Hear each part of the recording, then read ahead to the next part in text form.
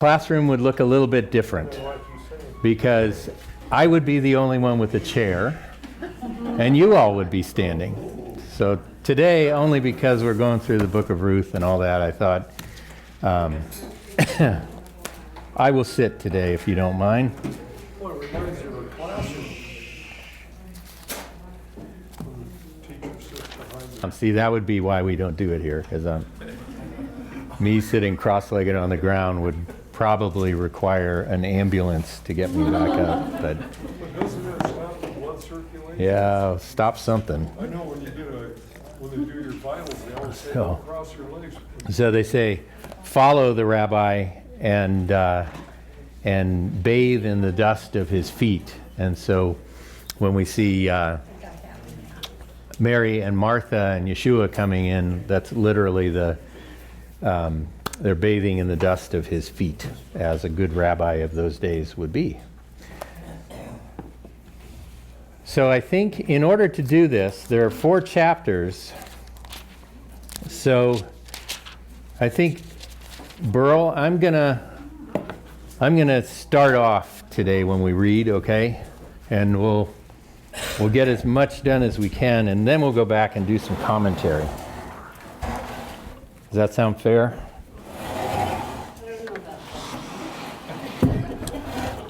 If it's a lot of names, it's fair. Let me see if I can get one more here. I'm sure I just passed the name. What is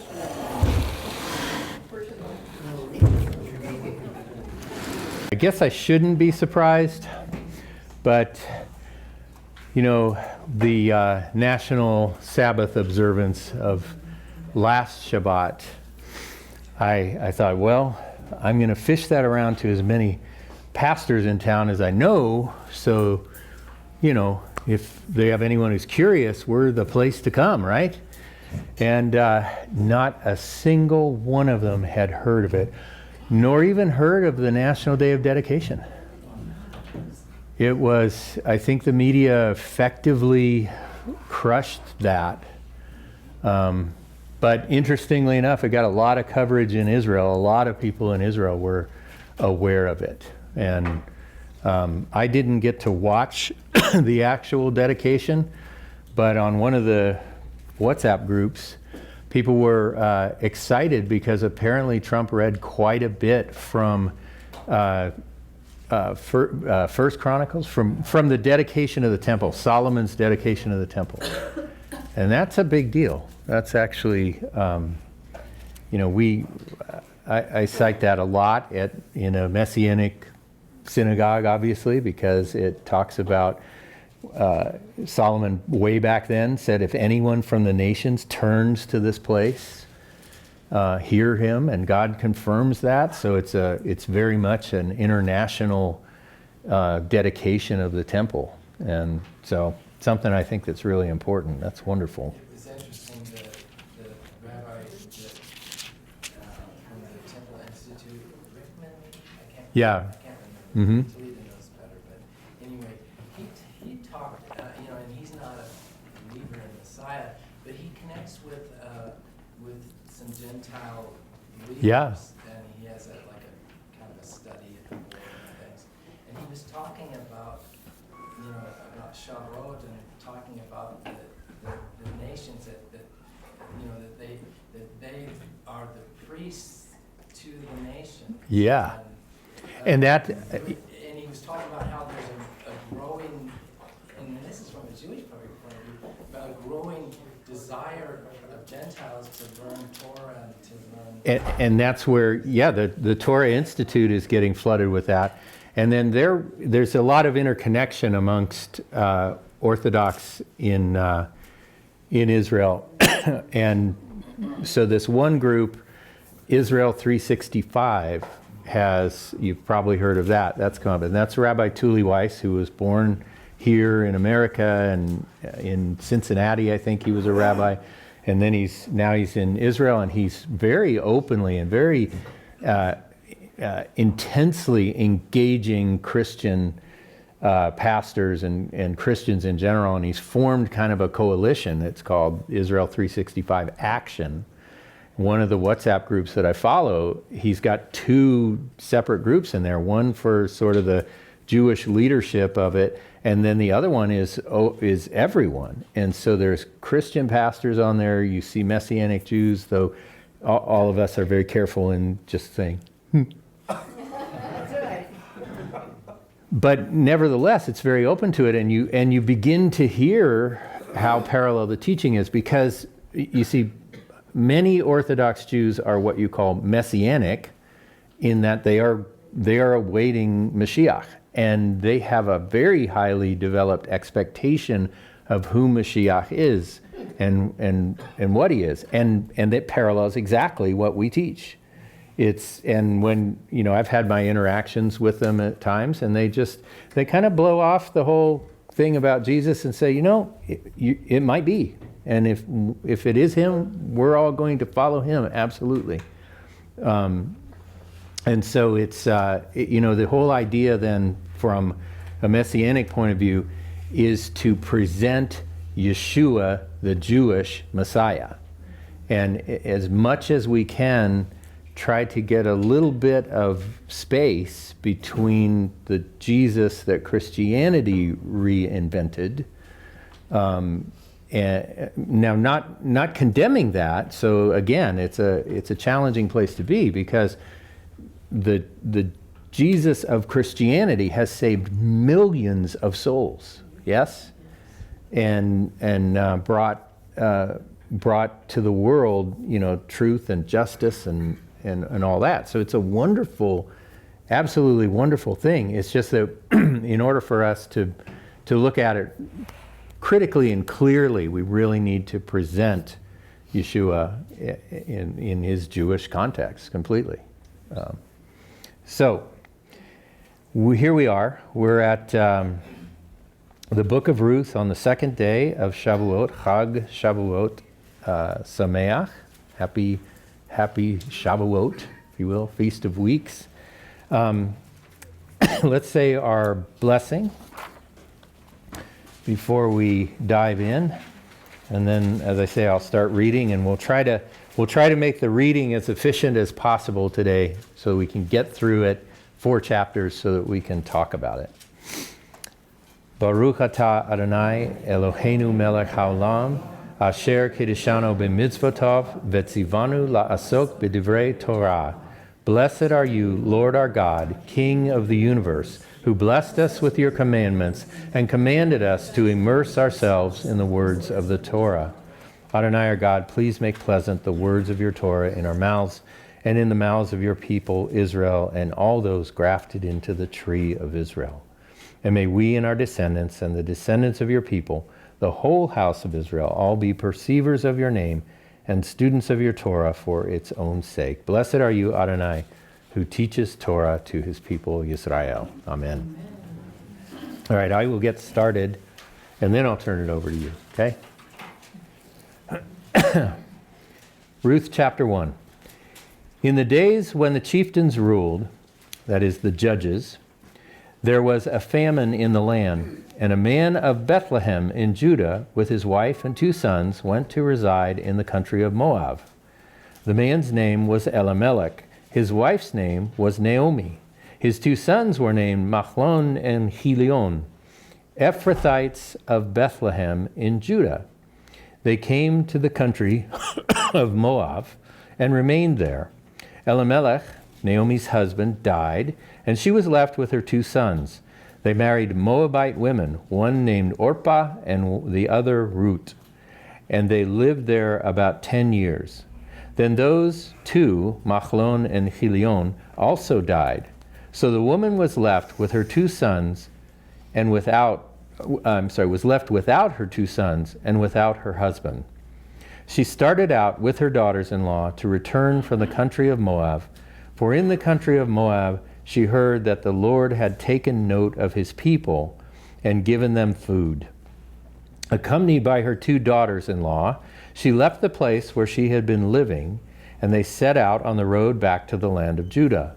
But Naomi said to her 2 daughters-in-law, "Turn back, each of you, to your mother's house.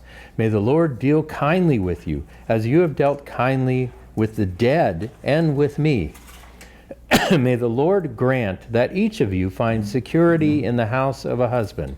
And she kissed them farewell. They broke into weeping and said to her, No, we will return with you to your people. But Naomi replied, Turn back, my daughters. Why should you go with me? Have I any more sons in my body who might be husbands for you? Turn back, my daughters, for I am too old to be married. Even if I thought there was hope for me, even if I were married tonight, and I also bore sons, should you wait for them to grow up? Should you, on their account, debar yourselves from marriage? Oh no, my daughters, my lot is far more bitter than yours, for the hand of the Lord has struck out against me. They broke into weeping again, and Orpah kissed her mother-in-law farewell, but Ruth clung to her. So she said, See, your sister-in-law has returned to her people and her gods. Go follow your sister-in-law. But Ruth replied, Do not urge me to leave you, turn back and not follow you. For wherever you go, I will go. Wherever you lodge, I will lodge. Your people shall be my people, and your God my God. Where you die, I will die, and there I will be buried. Thus and more may the Lord do to me, if anything but death parts me from you. When Naomi saw how determined she was to go with her, she ceased to argue with her, and the two went until they reached Bethlehem. Go ahead, Burl. When is this? Pesach. This is right at the Passover, right? Because the first barley has to be lifted up. So continue. Whoever's next. Wow. We just completed the mitzvah of hearing the book of Ruth on the second day of Shavuot. That's a wonderful thing. All right, so I got questions for you. When does the book of Ruth take place? If you had to fit it in the chronology of your Bibles, when does it take place? Yes, that's what it says. It's exactly in the time of the judges. Who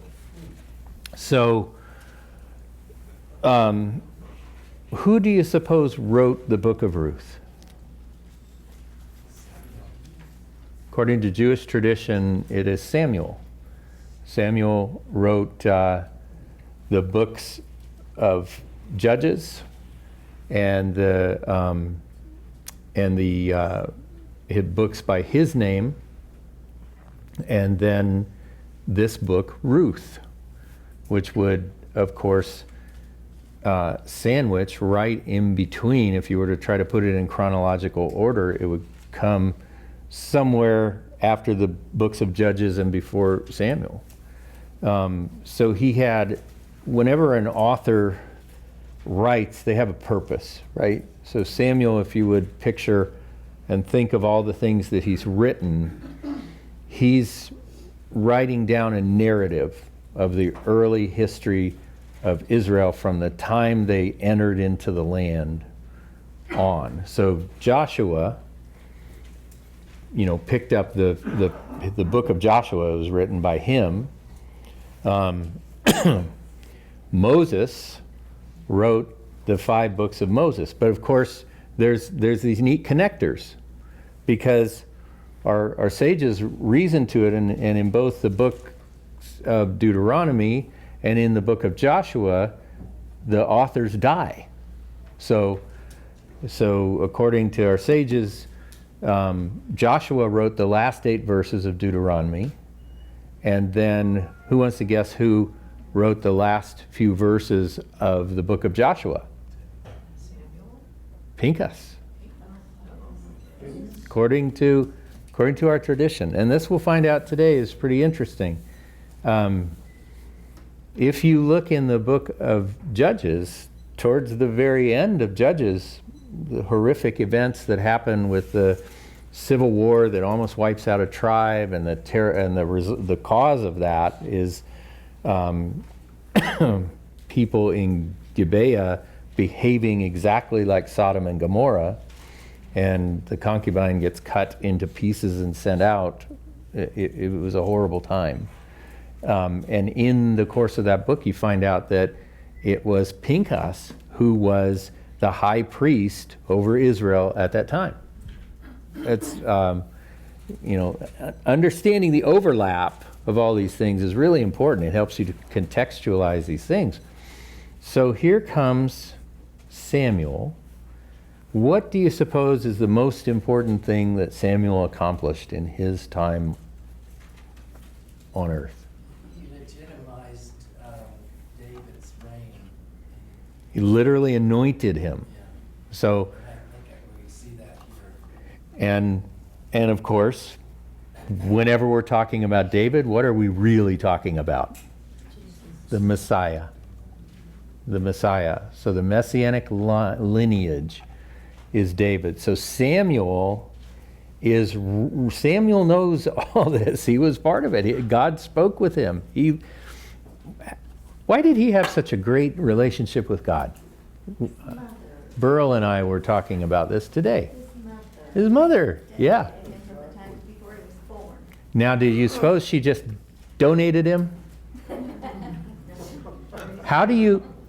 So, if you look in a lot of discussions about Samuel, and the big debate that goes on among scholars is, what was he a Levite? Was he a Cohen? Was he a priest? Because he's in the temple. He's functioning as a high priest. How? He must be, because the Torah tells us that you got to be a priest to be in the tabernacle. Unless, what's the exception? How would you be an exception to that? His mother didn't redeem him? Yes. The 5 shekel firstborn redemption. So, was there ever a time in Israel when the Levites were not the sole priests? When was that? Before the golden calf incident. So think about that. The firstborn son of every house, when he brought them out of Egypt, and he redeemed who? The firstborn sons. Those firstborn sons served him as priests in the first part of the wilderness journey.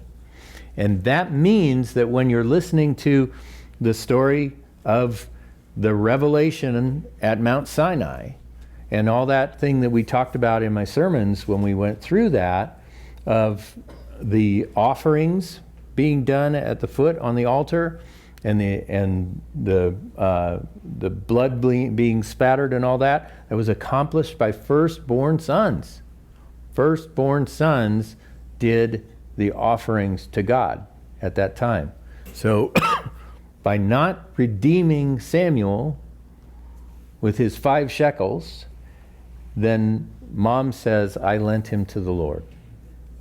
And that in a way, as I read that, I sort of hear mom standing up for herself a little bit, because God said, your firstborn sons are mine. And here's Hannah with some chutzpah saying, I'm lending him to you. That's strong motherly protective instinct right there. I'm lending you the Lord. And so Shmuel grows up. I mean, he's a child, and he's living and sleeping in the tabernacle. And God talks to him. Samuel is a remarkable figure. In fact, our sages say that had Moses not been available, God would have waited for Samuel, because Samuel is worthy on the level of Moshe. So Samuel has a purpose for writing Ruth. It seems to me there seems to be a connection between Samuel and John, the immerser.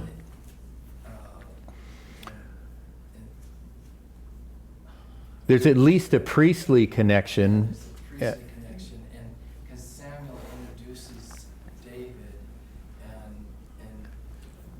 and anoints him, and John at the baptism Immerses, yeah. anoints and proclaims him. Proclaims him, yeah. Messiah. Yeah. So, all right, so we've confirmed authorship. We know that David did exactly what William just said. He actually introduced and anointed the first king who failed, and then the proper king, David, the humble last-born son of this prominent family, is there. Now, this is also a prominent family, and where is the book of Ruth taking place? Bethlehem of Judah. Now, while we talk about that, this is just an aside to squirrel you if you want to look out about it, but there is strong evidence to suggest the city that we call Bethlehem today, and where the church is sitting, and where the Palestinians have taken over and abused people there, is not the actual Bethlehem of the Bible.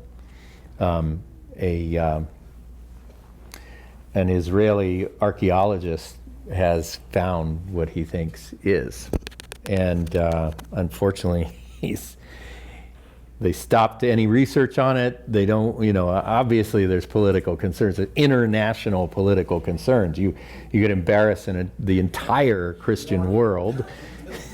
You build a church on it and all that. But so here's the way I look at it.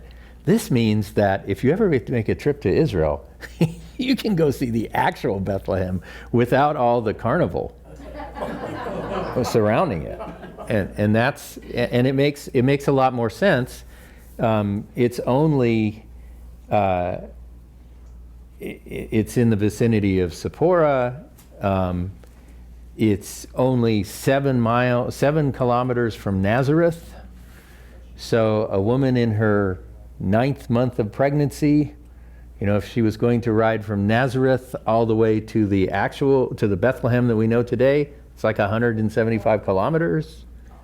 It scales it back to something maybe any of you ladies here who have been 9 months pregnant, imagine if I said to you, honey, get on the donkey. We're gonna go about, 4.5 miles while you sit on a donkey, okay? Sound good? Later going to labor, she'd be like, "Where's the donkey?" Where's the donkey? Yeah, let's go for a donkey ride. Go to the birthing sukkah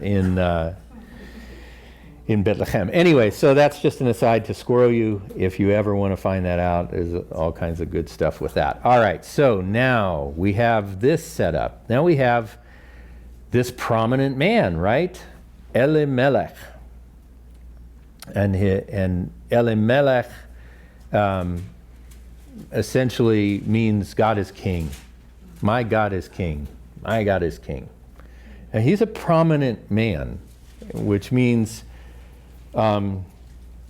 this family that he's from in Bethlehem, we find out Boaz is also very prominent and wealthy. So these are the Tony people. This is the Jim Click of Bethlehem. Tons of money, right? And looked for as a leader. The fact that we see Boaz supervising the harvest at the time of the barley harvest would mean likely that he's the one who supervised the gathering of the omer to be roasted. And then we even see a little seder here almost of a meal with roasted ears of grain. The Elimelech / Boaz family is the prominent ones. Never also forget, too, that in the gospel texts, the Yeshua family is a prominent family. They are part of the Ma'amud that goes at every festival representing their village to being the baskets of first fruit. They first gather in the center of the village, and they have a shachrit service, a very special one. They decorate the ox that will carry the burdens on that, the horns covered in flowers, sometimes gilded. It was a big deal, and then this procession of pilgrims comes, And this is the picture then of the Midrash on Psalm 118 of Messiah leading the pilgrims in. It's literally coming with the harvest, with the tithes, with the first fruits, and that'll be outside the scope here. But just make sure that you understand that this family is very prominent. And now, we've got a problem. And the Baba Batra talks about it. They're talking about the authorship of these books, but they argue that that Moses wrote Job, and Job should be moved forward then to the first part of, you know how our Tanakh is the Torah, Nevi'im, V'Ketuvim. So they're arguing in this that the first book of the writings should be Job because Moses wrote it. And then they argue back, the counter argument is, no, you don't start the section with punishment. And the Gemara raises the objection to this answer, an objection to the objection. That's what this is all about. The book of Ruth also is a tale of punishment. What? What? It seems interesting. I mean, this is a spiritual line, but it talk when I see the days of the judges, I see actually the days that God ruled, not a king. Yeah. And then this man, Elimelech, it talks about a famine, and I think it's a famine with the word of God in the land in the time of Judges. I think that's So there's a descent of Elimelech. I think that's a part of it, but also remember what we were talking about, what had just happened in the book of Judges. That horrific civil war. Horrific. And how does the book of Judges end? Everybody did as they pleased. We can't really understand. Well, maybe we can. You know what? Actually, I think we can understand. If you look at Israel in the years and months following October 7th, you probably have an idea of the psychology and the mindset of that this book is written into this horrific time of destruction. They almost lost an entire tribe. Even their solutions to it are awful. Their solutions to almost losing an entire tribe is to have them go wait in ambush by the vineyards and take girls coming out of that. I mean, it's not exactly what you would call an arranged marriage by parents, right? It's a terrible, terrible time. It's rather barbaric. It's showing that there is a spiritual decline here. But now, why would they say punishment? Why would they say punishment in this? What does Elimelech do in this drought? He leaves the land. Oi. You don't leave the land. Why don't you leave the land? As God gave it as a promise. What are the who can tell me the elements of the Abrahamic promise? I only need 3 words if you're looking for them. Land. Seeds. Yep. Meaning descendants. Yep. And what's the last one? Blessing. This is the threefold Abrahamic promise: land, seed, and blessing. This is a gift from God. You don't disrespect the gift of God. Any one of them. You don't give up on the land, because the land and the seed are so connected. Remember, what do we have here? What is the big thrust in the book of Ruth? It's the Levirate marriage. Why the Levirate marriage? Preserve the connection of that family to its land. It's what's behind the Shemitah year. It's what's behind the Yovel year. It's critically important to God that his gift that he gave to each family, your plot of land, stays in that family. You don't sell it. You don't redeem it beyond redemption. Now, you want to know how significant this is?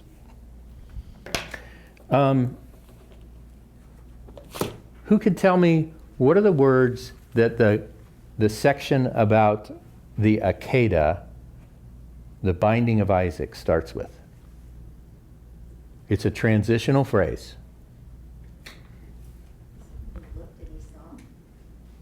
After these things, God put Abraham to the test. Then what are these things? What's the section just before that? What did Abraham do? He sat down and parlayed with the Philistines and came up with an agreement where he gave away a piece of the land, the springs, to them. So you want to know why God put him to the test? It's because he didn't respect this. And so if you don't respect this, then God said, all right, Abraham, take your only begotten son, your seed, and sacrifice him. If you ever wondered why God did that to Abraham, that's, there might be others who will argue theologically some other point, but this is in Jewish tradition, and I believe they have nailed it because it's right here again. It is Elimelech is in a state of despondency. He's living in a land where people will cut up they'll rape a concubine until she dies, and then they'll cut it, then the owner, quote, will cut her up and send her out to show what a disgusting thing this was, and that's disgusting. And what does that do? That stirs the pot, and everybody gets up and decides, we're going to go take care of this, and they decide to wipe out a whole tribe. And then, because everybody didn't go wipe out the whole tribe, they say, who didn't join us? Well, they didn't. Well, let's go kill them too.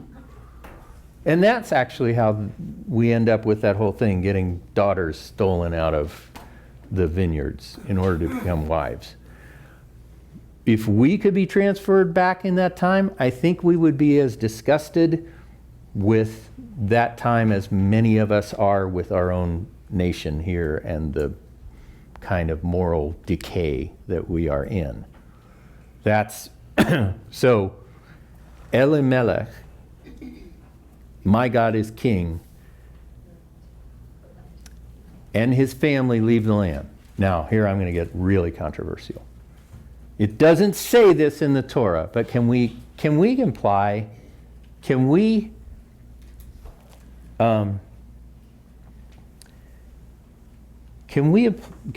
perhaps get a hint of who might have influenced Elimelech to move his family? Moabite, his sons. Listen to Naomi. Oh no, my daughters, my lot is far more bitter than yours. The hand of the Lord has struck out against me. Sons? I think that Naomi, I'm going to propose that Naomi was originally the one saying to Elimelech, let's get the heck out of here. This is horrible. Probably worrying about her sons. And then what happens? They leave the land, disrespect the promise, and the seed dies. It's a possible idea because, women tend to want security as a prime consideration for women. And so. It's good. I mean, I don't mean to be, it's not in the text. I myself have not encountered it as a previous thought, but I haven't read every piece of Jewish literature, so I can't say it isn't out there. But it's a possibility. Anyway, let's not blame it. Let's look at this idea of recurring events. If we can now link Ruth and the loss of her husband and sons to violating this promise, and we already know that we saw this happen to Abraham, this is like a second test. This is another test. God brings these things, and we might take note of this in our own lives. God brings these things back and back to see if we will, he's always testing, right? The Sabbath was a test originally, before anything. He's testing to see where our hearts are. So he had to step in and save Abraham from himself. But here we see the general arc of this story. No, Naomi actually rises to the occasion, and God arranges that Ruth will come in contact with Boaz. Yeah, she brings the tikkun back, with, knowing or unknowingly, and it really connects back with Judah and Tamar, I think. Well, and that's specifically linked in here at the end. Yes, So yes. right. So there's, Because there are issues with seed and with, Latin. I mean, both sons weren't able to have children by the two Moabite Right. women until Ruth gets back, and we'll talk about in a minute, we're going to get to, it's Ruth's heart that is critical. Okay, Boaz. Bo, who knows what that means in Hebrew? Or, come. Az, I have a question though. power, strength. Have we The ever had- powerful one comes. Have we ever had to live through a famine? In America, I think the closest that we've ever come was probably I mean, the in these times, we've never had a famine. no, we haven't lived through famines. So God actually causes yet another famine, right, at this time, possibly because of all of that horrific stuff that went on, the civil war and the killing of tribes, and then it says we find out here there's a famine in the land. God's hand is heavy on Israel. So no, we in America haven't had to deal with famines because, he hasn't yet. Yes, Mark.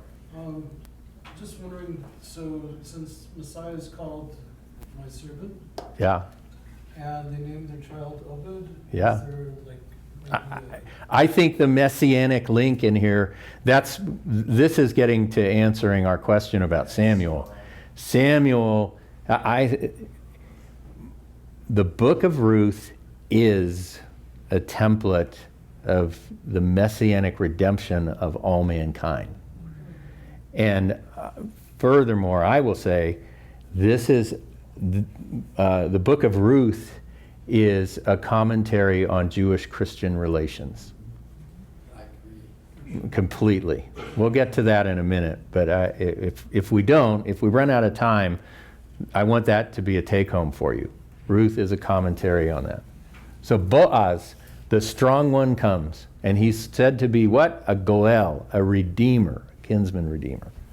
All right, so let's see where we come. Let's make a few more points about this idea of testing and God bringing situations back again in front of our eyes to hope that we will make the right decision.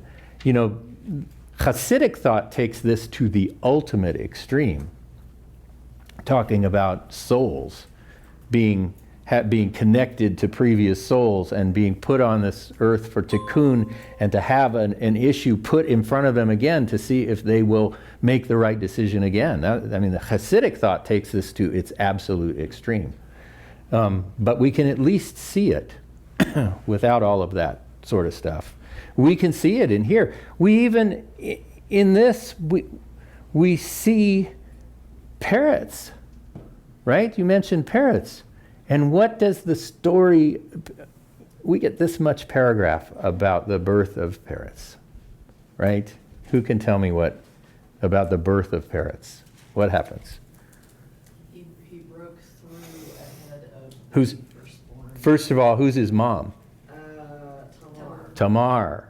Ooh. And she was she Philistine? Yeah, she was a Canaanite. And so what was in her womb? Twins. Where do we have that before? Yep, Jacob and Esau. We know tantalizingly little about the birth of Peretz other than he stuck his hand out first and the midwife put a red ribbon on him, and then he went back in and the other one came out first. Came out before him, but he was out first, so he gets the title of firstborn. But it it seems to me almost a reiteration of Jacob and Esau, a second chance to get it right. And what is the big woven in picture here? It's Tamar, a Gentile, grafted in to the family of the Messiah, of David. And now we get this again. So Ruth is a reiteration of the test of Tamar and Judah. The two, like we talked about before, time in Hebraic thought goes like this.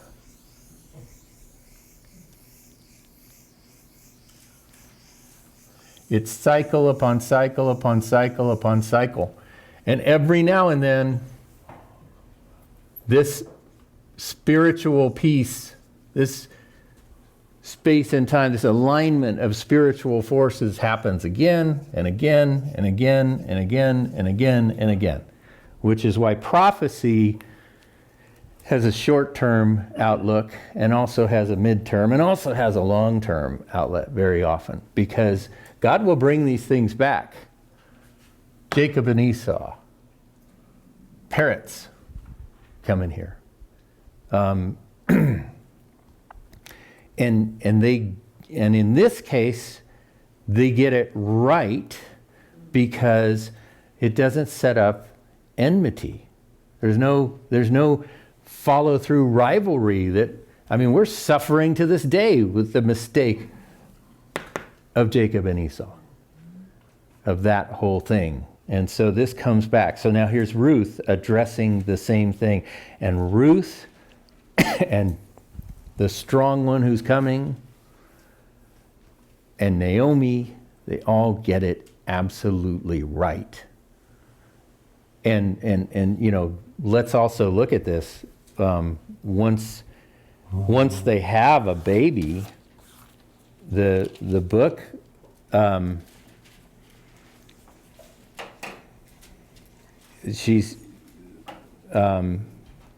Naomi took the child, held it to her bosom. She became its foster mother. So her sons perished. Boaz understood God's heart, and he fathered a child that's not accounted to him. It's accounted to Elimelech. It's Elimelech's son. And this is a picture of how the Levirate marriage, when it's supposed to work, is a picture of resurrection. Do you see that? The sons are dead, and now here's the son again. And again, the Hasidic thought will say, yeah, that's the neshama of that dead brother. But that's Hasidic thought. You see an inkling of that with Messiah talking about John being Yeah, John, Messiah says, believe, if you are willing to believe it, John is Elijah. John doesn't say he's Elijah. John isn't aware of it. Yeshua seems to say, yeah, he's Elijah, so pay attention. All right, so we've got land, seed, and blessing. We recognize, then that's another key thing I want you to take away, that Ruth is actually another punishment. It's a moment of punishment, but how we respond to punishment is critically important. And believe it or not, then Ruth's one up on Abraham. This goes on to have a happy ending. In the story of Abraham and Isaac, they're never together again. They part ways. Isaac goes and lives by Ishmael and Abraham, and Sarah dies because of the whole situation. It's the Akedah and everything that went on was terrible, had terrible results. But here, this has wondrous results because everybody does what they're supposed to do according to the will of God, and they have God's commands in the foremost of their mind, and they do what he commands, and he restores it. Even such a great sin as what you might say is Chalul Hashem. If you disrespect the Abrahamic, any part of the Abrahamic promises, it's as if you're blaspheming God's name. It's Chalul Hashem. So think about the world today and think about the results of Jacob and Esau to this very day, where whole people who should be aligned on all of this are actually trying to take the land away, deny the seed, and say the blessing has been moved. So it's pretty big impact. Interesting. I mean, a lot of non-believers look at Ruth as literature, and it's the archetypal romantic Right. story where you have this man. He's the duke. Right. And you have this woman that is, in this case, Ruth, who is claimed to have is a princess or something. Right. But then she falls on hard times, and she's leaning. Yeah. And then here comes the elevator up. Yeah. It sounds like a Hallmark movie, right? This is kind of, Boaz would be super handsome, you know. It would all be set in the Pacific Northwest. She'd be picking up used books out of the garbage for this little bookstore. Anyway, I'm sorry. this is kind of off topic, but do you know when Jewish lineage changed from being patriarchal to matriarchal? Well, it comes in after the Babylonian exile, and it's understanding the prevalence of rape, and how one of the ways throughout history that the Jewish people have been abused all over the world is that the leader of the local area will say he'll claim first rights. So any woman who is about to be married has to sleep with the king first, and that's this hegemonous thing. Listen, Satan knows the importance of this, and Satan works in leaders to try to destroy the segula, the treasured people. That's why, this. Look at these lineages, and we have the Toledot, the generations are clearly described.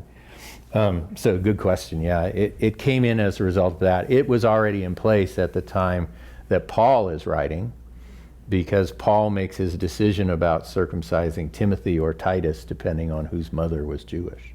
So I heard a different point of view on that, and and they were discussing the man with a Jewish mother that blasphemed, that was stoned. yeah, And they claimed that the issue was that the tribal affiliation comes from the father.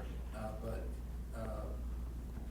Israeli Yeah, heritage comes through the mother. comes through the mother. And that's why the man was upset, because he couldn't be with his mother's tribe or something.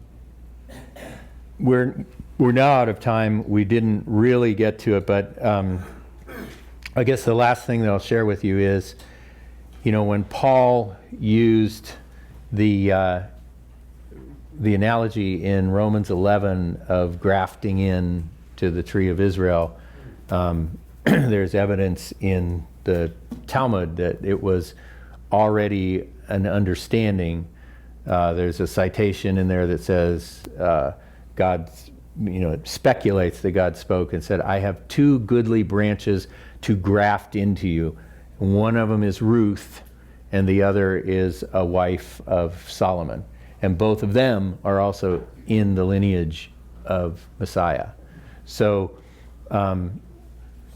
the Talmudic reference to grafting in then makes the direct connection back to the second half of this blessing.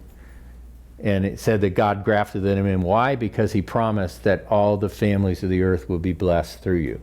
So again, Paul, who had a much better Jewish education than any one of us, sitting at the feet of Rabbi Gamliel, would have been aware of that. And so in his teaching in Romans, he's calling on that idea because he's the emissary to the Gentiles. And so he's clearly showing that Hillelian inclination towards sharing the Torah with the Gentile nations. So that's my last thing to add in here. It's wonderful. Let's go to the Lord in prayer.